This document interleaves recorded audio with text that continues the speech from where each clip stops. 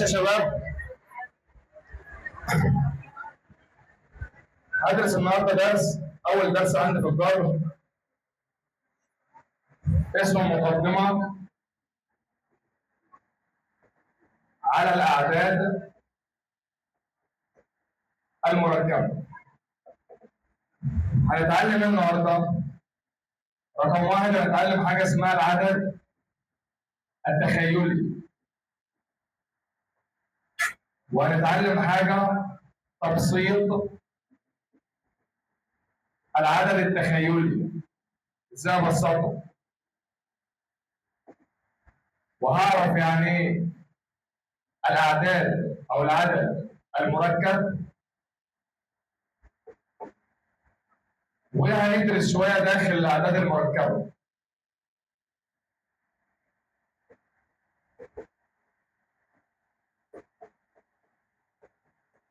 ركز معايا، هو مدخل فرع جديد في الجبر أو مدخل حاجة جديدة في الجبر اسمها إيه؟ الأعداد المركبة. درس مهم طبعا، وهو مفتاح الدروس اللي جاية كلها. خدنا الدرس عبارة عن أسئلة. السؤال الأول، ما هو العدد التخيلي؟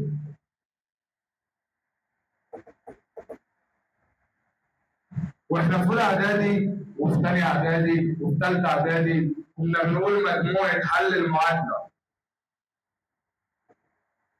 س تربيع زائد 9 بتساوي صفر. كنا بنقول ان مجموعه الحل بتساوي فاي. كنت اقول لك ايه السبب؟ تقول لي والله لما اجي احل المعادله اوقات التسعه بعكس الاشاره يبقى 6 بكام؟ سالب 9.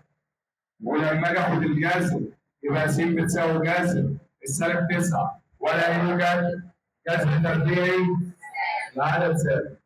طيب هل هنفضل على نفس الكلام ده؟ لا، هيبقى لها حل، والكلام ده كنت بقول لك قبل كده. نرد على السؤال، ما هو العدد التخيلي؟ واللي برمز له بالرمز ايه؟ برمز العدد التخيلي بالرمز ايه؟ ما هو العدد التخيلي؟ قال لي هو العدد الذي مربعه يساوي سالب 1. مربعه ايه؟ يعني احنا لما طلعنا ب 200 ايه؟ يبقى 2 تربيع بكام؟ يعني 2 بتساوي جذر السالب 1. ما هو العدد التخيلي؟ هو العدد الذي مربعه يساوي ومسموله بالرمز ايه؟ يبقى 2 تربيع قوتها كام؟ اصبح يمكن حل المعادله دي. ازاي؟ بس مش هحلها في اعداد حقيقيه. مش هتتحل في اعداد حقيقيه، هتتحل داخل الاعداد الايه؟ التخيليه او الاعداد المركبه. احلها داخل الاعداد المركبه.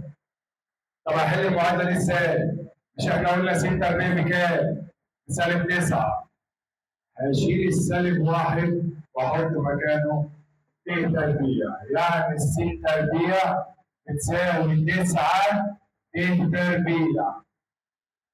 لما اخد الجذر يبقى الس هتساوي موجب او سالب جذر التسعه وجذر ت تربيع ت. اتحلت ولا ما اتحلتش؟ اتحلت، ولكن داخل الاعداد المركبه. حد عاوز يساوي اي حاجه لحد الان؟ يبقى هو ت هو العدد الذي مربعه سالب 1. ما هو ت؟ العدد الذي مربعه خلاص. طبعا حته حل المعادله دي يعني هنتكلم فيها بالتفصيل ازاي احل اي معادله، وانا اقول لك على طول ازاي اطلع الناتج اصلا. يعني بعد كده اقول لك على طول الحل يبقى كذا كذا كذا. تمام. كيفيه تبسيط العدد التخيلي. ازاي ابسط التاني؟ صلى على النبي. ركز معايا، انا هديك 4 حاجات للتاني تحفظهم واعلمك ازاي اجيب الباقي. اولا قيمه التاني ب ت أس 1 ب ت أس 2 بسالب 1 ت أس 3 بسالب ت. ت أس 4 بموجب 1. دول هتحفظهم. الت قيمتها ت. ت أس 2 قيمتها سالب 1. ت أس 3 قيمتها سالب ت. ت أس 4 قيمتها 1. طيب الباقي ممكن يجي لك ايه اصلا؟ ممكن يقول لك ت أس 50، ت أس 1000، ت أس 2020، ت أس 3000. اعمل ايه؟ ركز معايا. قال لي لو العدد اكبر من 4، وده اللي هيجي في الامتحان اصلا اكبر من 4 اكيد يعني. اعمل ايه؟ هنقسم الأس على 4.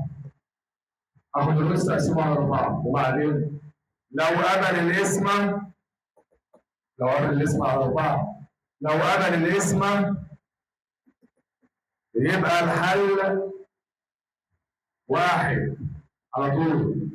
اخد الأس يوس 200 على 4 فيها 50. قبل ولا ما قبلش؟ قبل، يبقى توس 200 بواحد.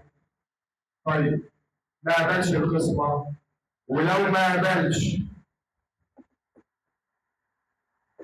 هشوف الأس بتاعي موجب ولا سالب.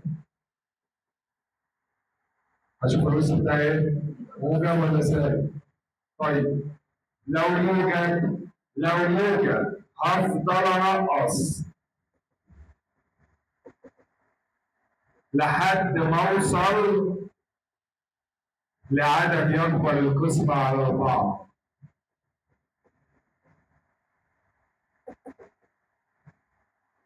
مش فاهم. كام 19 على 4 ما ينفعش. هنقص 1، اللي بنقصه ده يطلع على صبع. هنقص 1.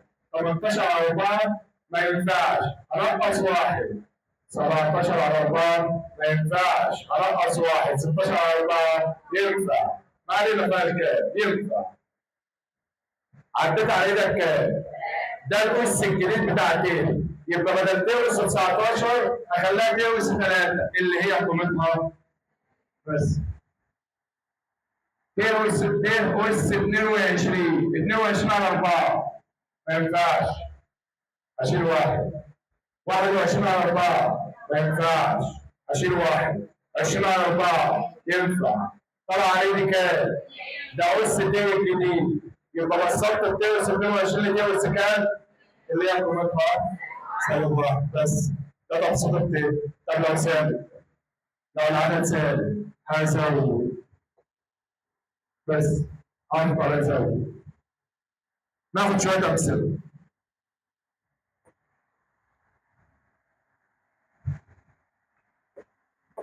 اما اقول لك توس 8، توس 5، توس سالب 7، توس 13، توس 2023، توس سالب 41. رقم 1 هنمسك الأس نقسمه على 4. قبل القسمة يبقى الحل 1. ما قبلش القسمة لو موجب هفضل انقص لحد ما اوصل لعدد يكبر القسمة على 4. لو سالب هفضل ازود لحد ما اوصل لعدد يكبر القسمة على 4. توس 8. 8 على 4 فيها الاثنين. قبل القسمة يبقى الحل 1. توس 5. 5 على 4 ما ينفعش. الوس بتاعي موجب. الوس بتاعي ايه؟ موجب. يبقى هنقص واحده، مش واحده واحده. اللي يعرف يجيبها مره واحده يبقى باشا. ما عرفتش مش عيب. همشي رقم. 5 على 4 ما ينفعش. هشيل 1. يفضل 4 على 4. نفع ولا ما نفعش؟ اللي عديته على صبعك هو أس ت جديد. يبقى هنا اديني ت أس 1. ت أس سالب 7. سالب 7 على 4 ما ينفعش. الأس بتاعي سالب. هفضل أزود لحد ما أوصل لعدد يكبر القسمة على 4. بعد السبعة 8 قبلت على 4 يبقى ت. أو عديت عدد 1. ت أس 13. 13 على 4 ما ينفعش. الوس بتاعي موجب، يبقى هنقص لحد ما اوصل لعدد يقدر القسم على 4. اشيل واحد وكل واحد يقدر. الارقام الكبيره تقص 1000 وحاجه، 2000 وحاجه، 3000 وحاجه، 4000 وحاجه، العدد اللي هو اللي هي ال 2000 يعني بتبقى على 4. فسيبك منها، خد العدد اللي قدامك. يعني ده يعتبر بالنسبه لي 23. تمام؟ فلما تقعد تقسم يعني عاوز تعملها مره واحده عادي. بس انا بقول لك اهو 2023، خد ال 23 ال 2000 تقدر كده كده اسمها خليك في 23 بس. هدرس ال 23 2040 خد ال 40 2090 خد ال 90. عاوز تعملها مره واحده مش مشكله عادي عادي. لا الحاسبه 2023 على 4 ما ينفعش، 2022 على 4 ما ينفعش، 2021 على 4 ما ينفعش، 2020 على 4 ينفع طبعا. على فكره يستحيل العدد يكون اكتر من 3. هو يا 1 يا 2 يا 3، عشان لو عديت 4 هيبقى من مضاعفات ال4. يعني العدد بتاعتك هيطلع يا 1 يا 2 يا 3. يبقى لحد 2020 هينفع. يبقى كم عدد؟ 3. يبقى الأس الجديد بتاعتي دي أس 3. دي أس 3 قيمتها سالب ت. أنت لازم تحفظ الأربعة والباقي سهل بقى. أقسم الأس نفع نفع، ما ينفعش أزود ده ناقص. دي أس سالب 41. واحد سالب السالب 41 على 4 ما ينفعش. الأس بتاع سالب يبقى هزود لحد ما اوصل لعدد يبقى القسم على 4. 42 على 4 هو حد يقول لي بقى ايه؟ سالب 41 زائد 1 يديني سالب 40. ما بحسبهاش كده. انا السالب والموجب بيعرفني حاجه، انا هزود ولا هنقص؟ بس يبقى السالب بيعرفني هزود يا هنقص، لكن يعتبر مش اشاره يعني. عشان الطريقه دي تنفع معاك يعتبر مش اشاره. تمام؟ 41 على 4 ما ينفعش، الأس سالب يبقى هزود. 42 على 4 ما ينفعش، 43 على 4 ما ينفعش، 44 على 4 ينفع. طلع عليه كام؟ هو الأس الجديد لت، يبقى دي أس 3 سالب ت. طيب هيعمل لي بعض المسائل بالشكل ده. دي أس 48 نون ناقص 10. أحلها إزاي؟ صلى على النبي. سيد النبي صلى. واحد الله. بعد فين دي؟ هحذف النون بالمعامل بتاعها. هحذف النون بالمعامل بتاعها بس. هشيل النون بالعدد بتاعها. ليه؟ يا دي كده. بص بقى، لازم يديني معامل النون، العدد المكتوب قدام نون، العدد المكتوب قدام نون لازم يديهولي من مضاعفات الاربعه. لازم. يا اما ما اعرفش احل المساله. محلش. لو ما اداهوش من مضاعفات الاربعه اعطل. فلازم يدوني المضاعفات الاربعه. ليه؟ عشان احسبها. يبقى اول ما الاقي الوس بتاعي فيه نون، احنا خدناها فين؟ خدناها في حساب المثلثات. اما قلت لك حط نون بصفر. صح؟ قلت لك حط نون بصفر اي عدد. قلت لك حط نون بصفر، وهنا ممكن اقول لك حط نون باي عدد. الحل صح ما تقلقش. حط نون بصفر، حطها بواحد، حطها باثنين، ولكن احنا بنستسهل الصفر عشان يشيل النون خالص. يبقى هحذف العدد بالنون. يتفضل لي ت أس سالب 10. 10 على 4 ما ينفعش. الأس بتاعي سالب. أزود ولا ناقص؟ أزود واحد يبقى 11 على 4 ما ينفعش. أزود كمان واحد يبقى زودت كام؟ ده أس ت الجديد. يبقى دي أس اللي هي سالب 1. فاهم مشكلة؟ في أي مشكلة في تبسيط العدد؟ قلنا هنعرف يعني ايه عدد تخيلي؟ عرفنا. والعدد الذي مربعه سالب واحد، ت تربيع بسالب واحد يربط العدد التخيلي بالعدد ت. قلنا هعرف ازاي ابسط العدد التخيلي، اتعلمت هقسم على 4، قبل الاسم على 4 يبقى الحل واحد، ما قبلش الاسم على 4 يا هزود يا هنقص، لو الأس موجب هنقص لحد ما أوصل لعدد يكبر القسم على 4، والأعداد اللي هيديها على صبعي يبقى أس ت جديد. طب لو الأس سالب أزود لحد ما أوصل لعدد يقبل القسم على 4، واللي هيطلع على صبعي هو أس ت جديد، ولازم أحفظ ال4 دول. رقم 3، ما هو العدد المركب؟ يعني ايه عدد مركب؟ وما هي خواصه؟ ما هو العدد المركب؟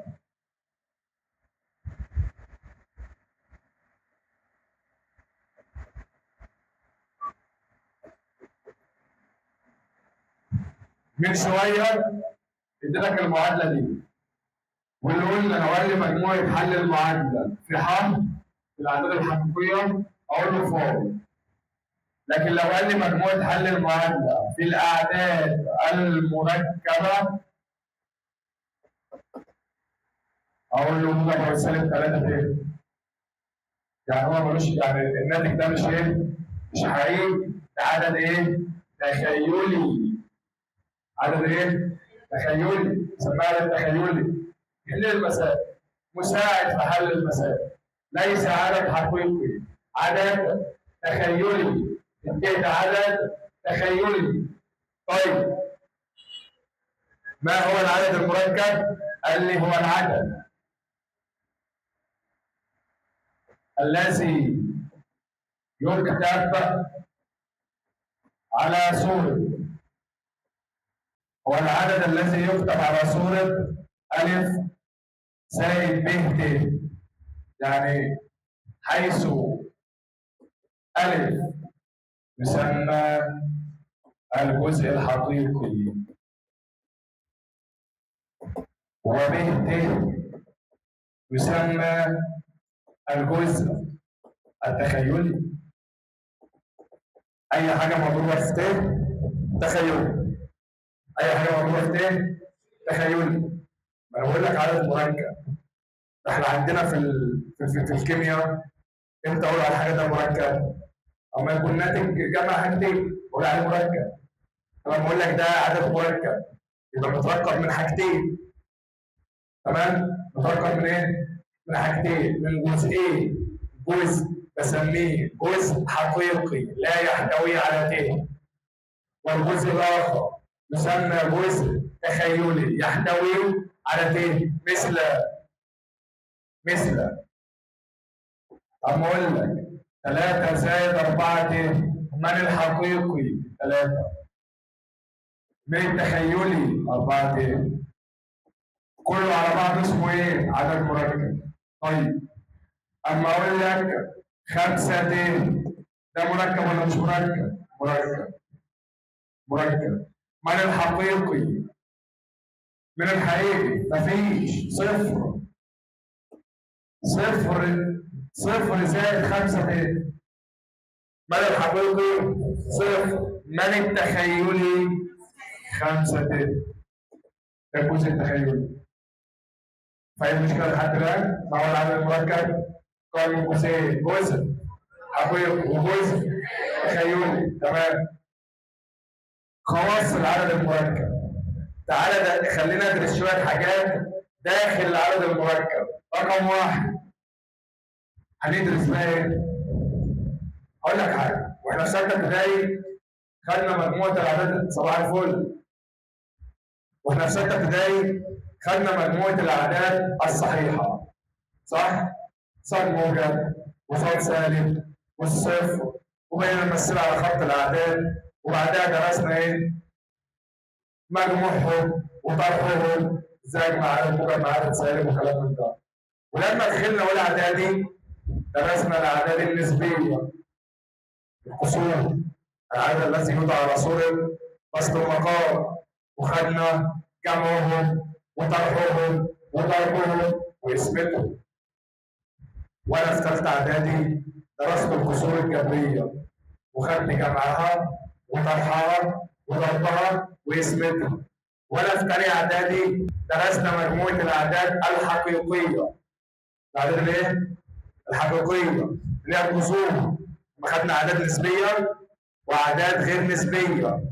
وقلنا الاعداد الغير نسبيه والعدد الذي ليس له جذر تربيعي ولا جذر تكعيبي، وخدنا جمعهم وطرحهم وضربهم واسمهم.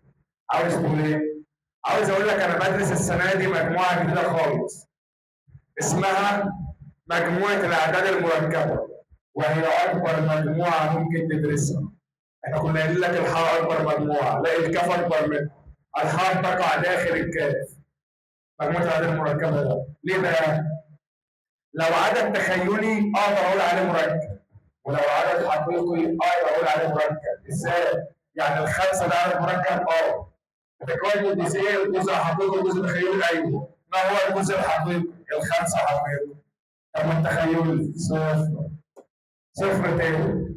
يبقى مركب ولا مش مركب؟ مركب. يبقى ما هي اكبر مجموعه؟ الاعداد المركبه. وبما اني درست الاعداد المركبه يبقى اخد مجموع العددين المركبين وطرحهم وضربهم وقسمتهم. اول ما اخلص القسمه اعرف ان انت مروح. رقم واحد، اول حاجه تساوي عددين مركبين. متى يتساوى العددين المركبين؟ قال لي يتساوى العددين المركبين اذا كان الجزء الحقيقي يساوي الحقيقي، يعني بساوي الحقيقي والتخيلي بالتخيلي. مثال، كل حاجه اديك عليها مثال او اثنين. انت تعتبر النهارده جاي تتعلم الجمع والطرح. تعرف تجمع وتطرح صح؟ اول سؤال بيقول لي س زائد ص ت تساوي 4 ناقص 3 ت. السين بكام؟ والصاد بكام؟ هو السين ده جزء ايه؟ حقيقي ما فيهوش ت. يبقى هساوي الحقيقي الناحية التانية. يبقى السين بكام؟ 4. والصاد ده جزء ايه؟ تخيلي. هساوي التخيلي الناحية التانية اللي هو كام؟ -3. متى يتساوى العددين المركبين؟ إذا كان الحقيقي بيساوي الحقيقي والتخيلي بيساوي التخيلي. تمام؟ إذا كان الجزء الحقيقي بيساوي الحقيقي والتخيلي بيساوي التخيلي بقول عليه عدد إيه؟ مركب. أما أقول لك س ناقص 5 ت بتساوي 4 ناقص ص ت. ما هو الحقيقي هنا؟ س، والحقيقي هناك 4. التخيلي هنا بالإشارة -5 والتخيلي هنا -ص. الص يروح مع الص يبقى ص تساوي 5. طيب تساوي عدد مركبين في أي مشكلة؟ طبعا في أفكار تانية أصعب، ولكن واحدة واحدة. احنا بناخد فكرة الحصة الجاية أحل لك عليها بالتفصيل. تاخد فكرة تروح تذاكرها نحل الحصة الجاية المسائل كلها. طيب عملية الجمع. عملية جمع الأعداد المركبة. كيف تتم عملية الجمع؟ بص يا باشا، هتعامل مع الأعداد المركبة كأني بتعامل مع حدود جبرية عادية خالص. حدود جبرية عادية خالص. هجمع حدود جبرية متشابهة. أعمل إيه؟ هجمع حدود جبرية متشابهة. يعني إيه؟ يعني الحقيقي مع الحقيقي. خد بالك ده الكلام ده في الجمع والطرح. هجمع الحقيقي مع الحقيقي أو أطرح الحقيقي من الحقيقي والتخيلي مع التخيلي. يعني اللي ما فيهوش ت مع اللي ما فيهوش ت، واللي فيه ت مع اللي فيه ت. لما اقول لك مثال 3 زائد 5 ت زائد 4 ناقص 2 ت، هجمع الحقيقي مع الحقيقي. 3 زائد 4 7 زائد 5 ت وسالب 2 ت موجب 3 ت. شغال في الشفر ده، رجعت في كلامي.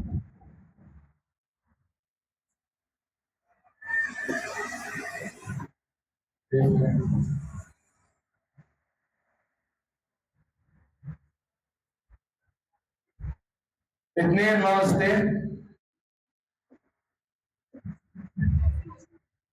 خليني ماسكه وخلاص. 5 زائد ت، 2 ناقص ت و5 ناقص ت. هعمل ايه؟ الحقيقي مع الحقيقي والتخيلي مع التخيلي.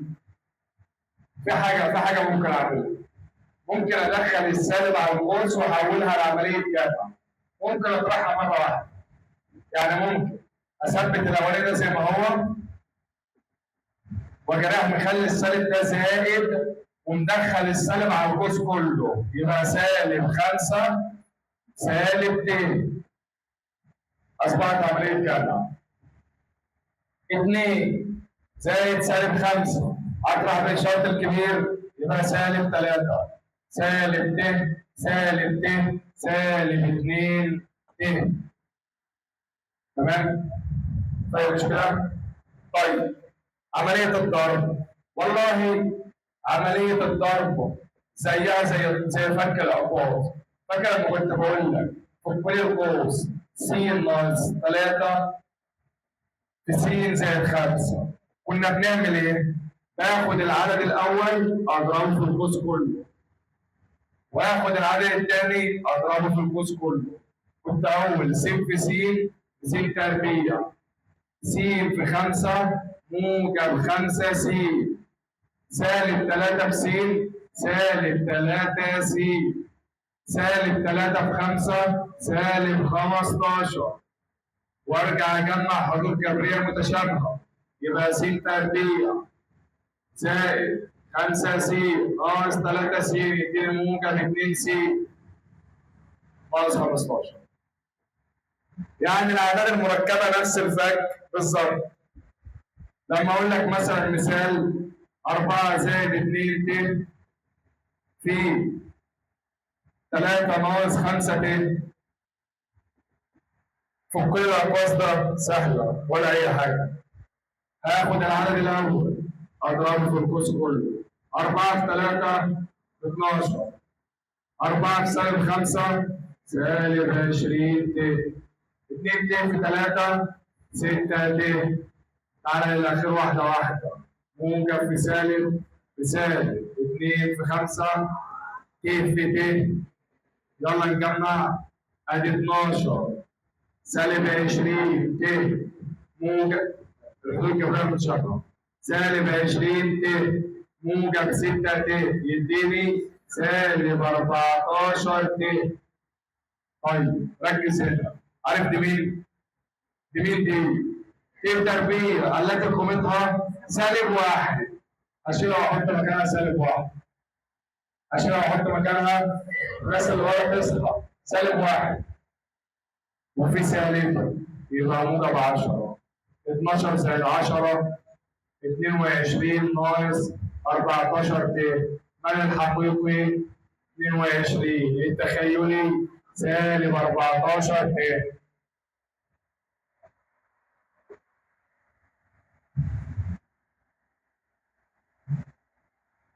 وكان عندي حالة كنت بسميها حالة خاصة في الضرب، اللي هي لو كان القوسين بتوعي مترافقان. ركز في اللي جاي عشان هي أهم حتة في الدرس. هي أهم حتة في الدرس. أنا فاضل العددان المترافقان وعملية القسم، والاثنين مرتبطين ببعض، والاثنين يعتبروا هيراجعوا لي العمليات كلها. يعني هيجيبوا لي الضرب والجمع والطرح تاني. فركز معايا. الدرس سهل. انا بدرس حاجه اسمها الاعداد المركبه. اول حاجه عرفني ما هو العدد التخيلي، واللي رمزنا له بالرمز ايه؟ وقلنا ما هو العدد التخيلي لو حد سالك، هو العدد الذي مربعه سالب واحد. يعني دي تربيع قيمتها ايه؟ سالب واحد. تمام؟ وخدنا اربع تبسيطات للت. الت قيمتها ت اس 2 بسالب واحد، ت اس 3 بسالب ت اس 4 بموجب واحد. كيف تتم عملية التبسيط؟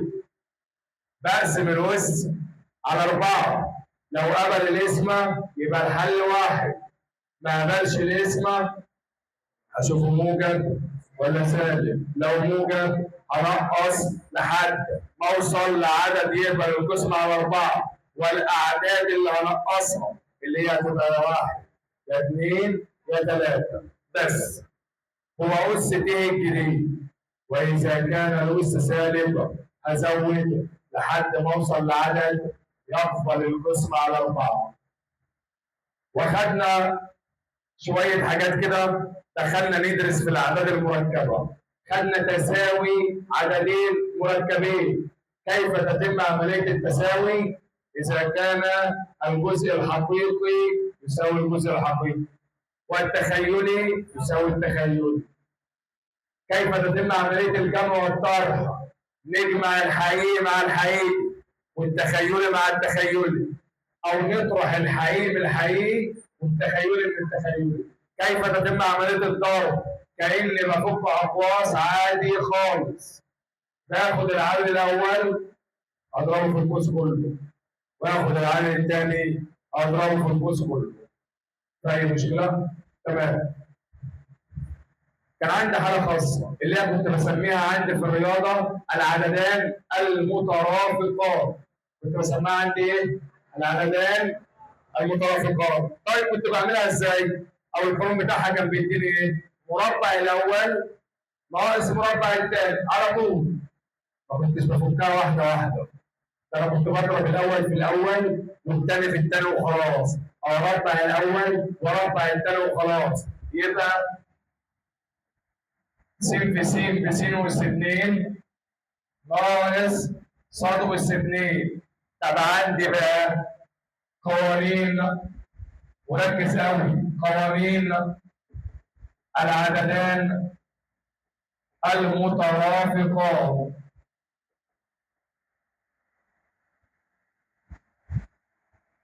أنا هديك جمع المترافقان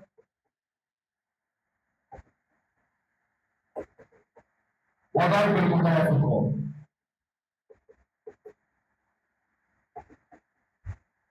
وده ياخد 10 من 10 ونطلع. ده الدرس، ده الدرس. ضرب المترافقات ده هو الدرس. جمع المترافقان على طول عشان ما توجعش دماغك. 2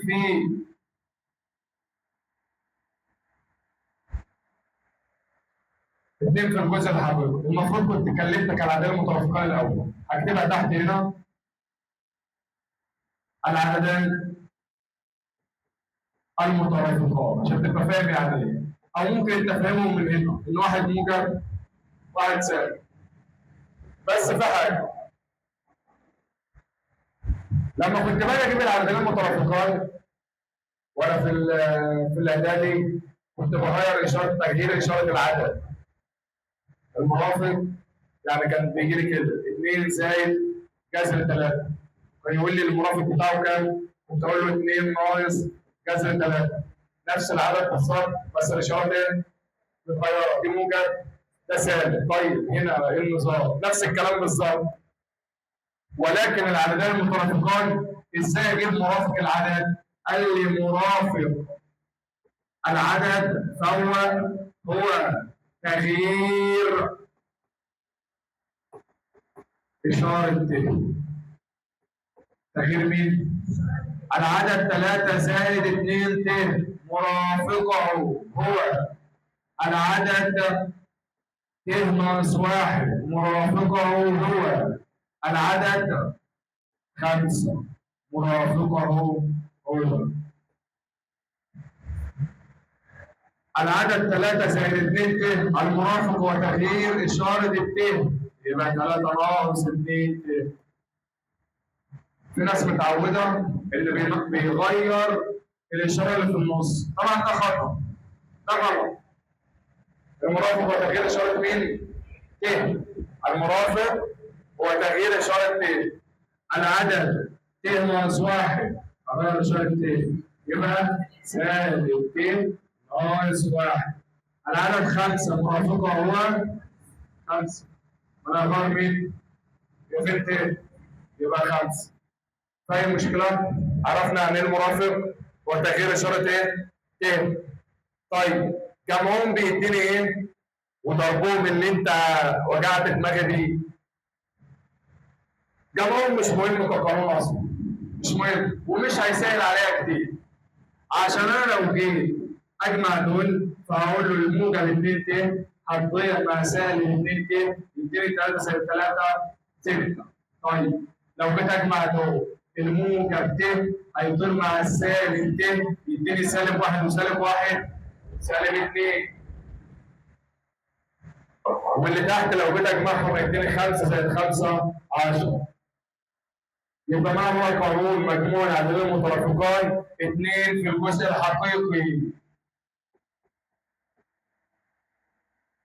والجزء التخيلي راح فين؟ اوتار. واحد بيبقى بالموجب واحد بالسالب. الجزء التخيلي راح فين؟ شيل. يبقى تركبوا كمان شويه ما تقلقش. الجزء التخيلي راح فين؟ مفيش جزء تخيلي، واحد بالموجب واحد بالسالب، فلما اجمع يديني ايه؟ يروحوا مع بعض.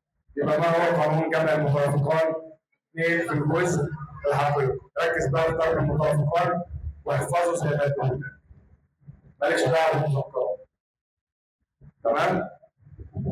ضرب المترافقان بيساوي مربع الحقيقي مربع الجزء الحقيقي زائد فوق الناقص زائد مربع معامل ت.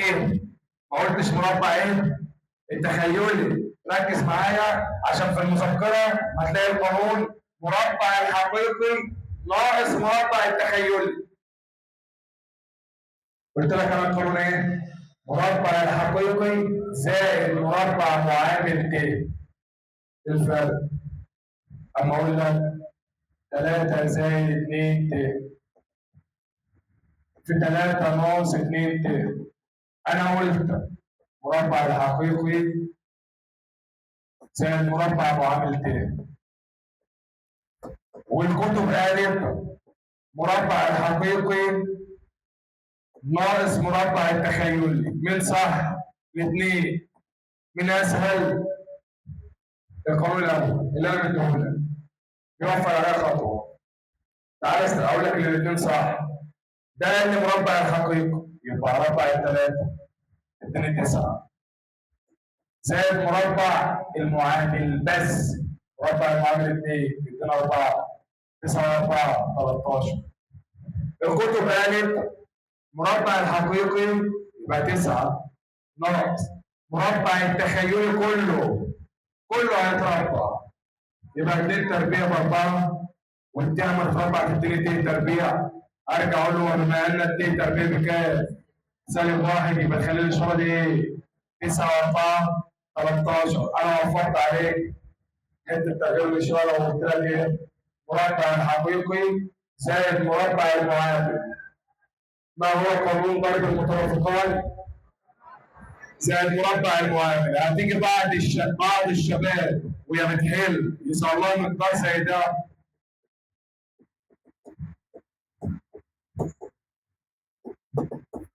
هقول له حل هيقول لي 5 في 5 ب 25 5 في -3 في -15. غلط؟ صح بس بالنسبه لي غلط عشان ابقى متفاهم. دول ايه؟ دول ايه؟ مترافقان.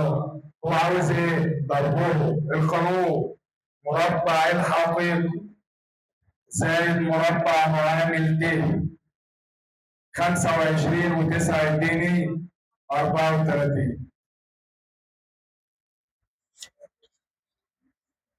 طيب 3 زائد 2 ت الكل تربيع زي قوس الكل تربيع بالظبط. زائد الأول أس 2 زائد في الآخر الأخير أس 2. إشارة الأوسط زي ما هي إشارة الأوسط، لو موجب تفضل موجب، لو سالب تفضل سالب، والأخير دايما موجب. الأول أس 2 الأخير أس 2، الأول في الثاني في 2، الأول في الثاني في 2. في كل القوس اللي فوق ده الأول أس 2 9، هسيب شوية حلوين، زائد الأخير أس 2 4 ت تربيع. إشارة الأوسط زائد الأول في الثاني في 2، 3 في 2 في 6 في 2 12 إيه؟ 12 ت تربيع.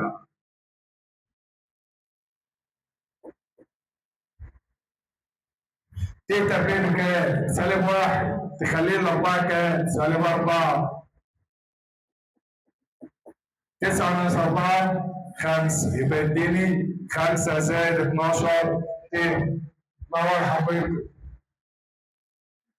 ولا تخيلي؟ 12 ت. تمام. طيب آخر حاجة عندي قسمة العدد المركب، ومش هنقول قسمة العدد المركب، احنا هنقول يمنع منعا باتا ان نلاقي ت في المقام. ما ينفعش يبقى عندي ت في المقام. اعتبر ان لو عندي ت في المقام اعتبرها حاجه محظوره، يبقى مش هنقول قسمه، احنا هنقول ايه؟ ممنوع يبقى عندي ت في المقام. ما ينفعش. ايوه لو لقيت ت في المقام اعمل ايه؟ ركز. يبقى ممنوع يبقى عندي ت في المقام. ولو لقيت ت في المقام اعمل ايه؟ ولو لقيت ت في المقام نعمل ايه؟ نضرب بسطا. حاجات كنا بنعملها في تانية اعدادي. نضرب بسطا ومقاما في مرافق المقام. اول ما الاقي ت في المقام اجي رايح ضارب في المرافق بتاع المقام فوق وتحت. مثال، اما اقول لك 10 على 2 زائد ت، ينفع يبقى عندي ت في المقام؟ لا. اعمل ايه؟ اجي رايح قايل له فيه وشادد شرط الكسر، اجيب مرافق المقام اللي هو كام؟ 2 ناقص ت، وتحت 2 ناقص ت. العددين اللي في البسط بيفضلوا زي ما هم، ما اضربهمش ببعض، لا، حطهم زي ما هم، سيبهم زي ما هم. يبقى هقول ادي ال 10 في 2 ناقص ت. طب والمقام مالهم؟ يبقى اول ما الاقي ت في المقام اضرب في مرافق المقام. اول ما الاقي ت في المقام اضرب في مرافق المقام. البسط يفضل زي ما هو، ما تفكوش، ما تفكوش الا لو كانوا قوسين يتفك. لكن لو عدد بقوس ما تفكوش، سيبه. ليه اسيبه؟ هتعرف دلوقتي ولا بخير. والمقام عددان مترافقان. طب الدكتور كان بيديني ايه؟ مربع الحقيقي 4 زائد مربع معامل ت 1. يبقى الكلام ده يساوي 10 في 2 ناقص ت على 5 اهي. فك بقى 2 في 2 2 في ت ما هو حقيقي، ما هو التخيلي سالب 2 غيره. 3 زائد 2 ت على 2 ناقص 5 ت. ينفع يبقى عندي ت في المقام؟ هضرب فيه مرافق المقام، مش البسط، مرافق المقام. اهو مرافق المقام هو تغيير إشارة الت. المرافق هو تغيير إشارة الت. يبقى 2 زائد 5 ت على 2 زائد 5 ت. هنا بقى افك البسط عشان مش عارف. طب افك ازاي؟ البسط عادي، الضرب عادي. اضرب الثلاثة في كله، 3 في 2 ب 6، 3 في 5 ت 15 ت، 2 ت في 2 بموجب 4 ت، 2 ت في 5 ت، 2 في 5 ب 10 ت في ت تربيع. طب المقام ايه؟ مترافقان، وضرب المترافقان بيديني ايه بقى؟ مربع الحقيقي 4، مربع المعامل، مربع المعامل عشان تخيلي 25. يلا نجمع البسط. ادي 6 زائد 15 و4 19 ت. ت تربيع قيمتها -1، وفي سالب وفي موجب يبقى -10، والمقام يديني 29. يلا نجمع الأعداد.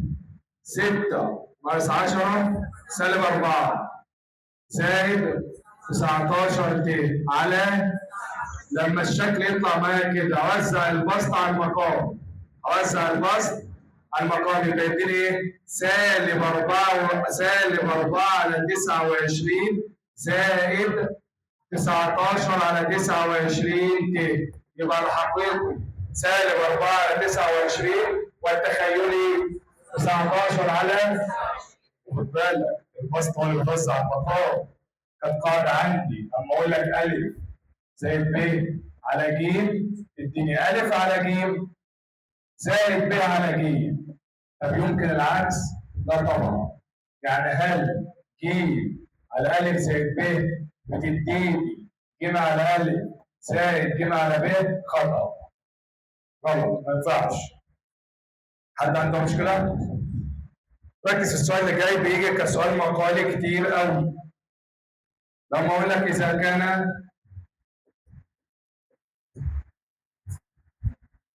2 زائد ت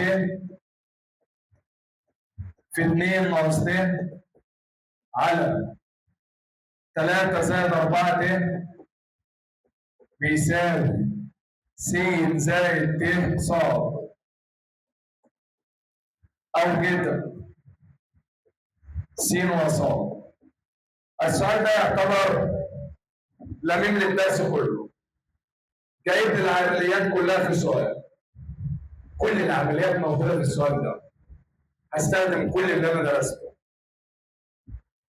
بيقول لي ده اهو بيساوي ده، طب انا قاعد مركب حقيقي وتخيلي، انا عاوز اظبط ده، عاوز ابسطه.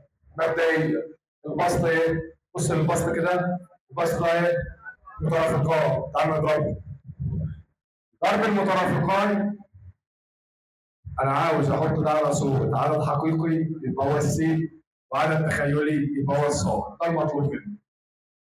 طيب البسط مترافقان بيديني مربع الحقيقي زائد مربع المعامل، مربع الحقيقي 4 زائد مربع المعامل 1، والمقام 4 زائد 1 5 على 3 زائد 4 ت. هو حد يوزع؟ غلط. امال ينفع يبقى عندي ت في المقام؟ لا. اعمل ايه؟ بالضرب في مرافق المقام. يبقى في ما هو المرافق؟ تغيير إشارة الت. يبقى 3 ناقص 4 ت على 3 ناقص 4 ت. البسط بيتضرب؟ لا، طالما عدد يفضل زي ما هو، يبقى 5 في 3 ناقص 4 ت. والمقام ماله؟ المقام ماله؟ مترافقان. يديني ايه؟ مربع الحقيقي زائد مربع المعامل. مربع الحقيقي 9، مربع المعامل 16، يبقى 5 في 3 ناقص 4 على 9 زائد 16 على 5، 25 على 5، يبقى اتفضل لي 3 ناقص 4 على كام؟ أوزع ولا ما أوزعش؟ أوزع، يبقى 3 على 5 ناقص 4 على 5 يبقى س بكام؟ 3 على 5 وصاد سالب 4 على 5. لا، سالب 4 على 5 بس، مفيش تاني. آخر سؤال، بقول آخر سؤال ما قلتش اتكلموا. السؤال اللي بعده بيقول لي ركز في السؤال. إذا كان السؤال اللي فات ده مهم أوي على فكرة. السؤال اللي فات والسؤال ده مهم أوي. إذا كان س بتساوي 13 على 5 ناقص ت وصاد بتساوي 3 زائد 2 ت على 1 زائد ت، اثبت أن س وصاد مترافقان. ازاي اعمل العددين اللي ما لهمش ملامح دول؟ هثبت ان هو مترافقان. مطلوب مني اعدل س واعدل ص. قول س هتساوي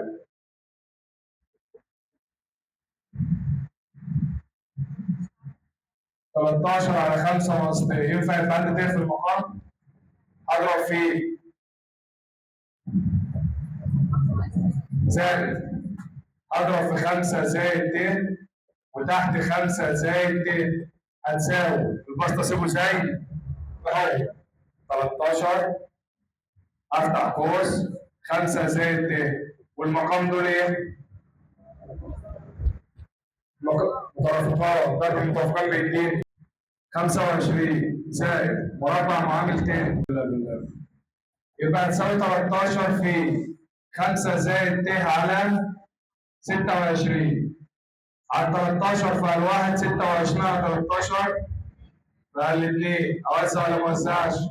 يبقى 5 على 2 زائد 1 على 2 ت. بالتالي صاد هتساوي 3 زائد 2 ت في 1 زائد ت.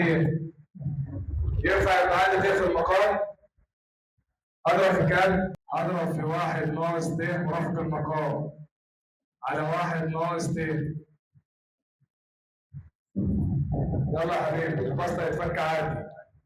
3 في 1 ب 3، 3 في سالب ت سالب 3 ت، 2 ت في 1 موجب 2 ت، 2 ت في سالب 2 سالب 2 ت أس 2. طب المقام ده ايه؟ مترافقان. بيتفك ازاي؟ انت مربع الحقيقي 1 مربع المعامل 1 يبقى 2. جمع هذا هو البسط ادي 3 اهي سالب 3 ت موجب 2 ت سالب ت. ت تربيع قيمتها سالب 1 وفي سالب يبقى موجب 2 على 2. 3 زائد 2 5 ناقص ت على وزع يبقى 5 على 2 ناقص 1 على 2 ت. اقول له اذا س وصاد اهو 1 بالموجب، اذا س وصاد مترافقان.